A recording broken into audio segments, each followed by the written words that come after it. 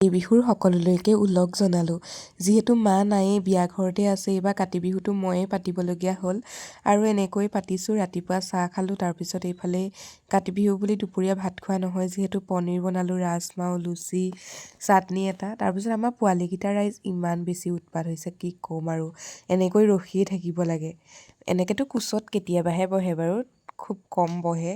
আৰু এইফালে সন্ধ্যা লগা চাকি দিবলৈ ল'লোঁ। এইফালে সকলোতে চাকি জ্বলাই ল'লোঁ আৰু এইকেইটা অকেজন এইবাৰ একদম চব একেলগেই আহিলে পূজাৰ পিছত, কাতি বিহু, দেৱালী।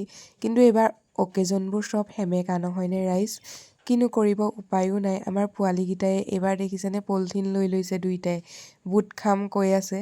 আৰু তাহাঁতি অকণমান ডাঙৰ হোৱাৰ পিছত মানে বুজিব পোৱা হৈছেগৈ আৰু লাহে লাহে। আৰু এইফালে ল'ৰা ছোৱালীও আহিলে, আমিও বুট ল'লোঁ তাহাঁতৰ লগতে। আৰু আমাৰ পোৱালীকেইটাই দেখিছেনে। আৰু আমি বিয়া ঘৰলৈ গ'লোঁ, যিহেতু বিয়া ঘৰত আজি আছিলে আপোনাৰ খোবাখোবনি, কাইলৈহে পাৰ্টি বাৰু। তাৰপিছত আজি এনেকুৱা অনুষ্ঠান এটাও হৈছিলে আৰু প্ৰগ্ৰেম হিচাপে গ'লোঁ। বাকী অকণমান দুটামান গান দিছোঁ, আপোনালোকে শুনক। আজিলৈ ভিডিঅ'টো ইমানেই, আকৌ কাইলৈ লগ পাম, বাই বাই।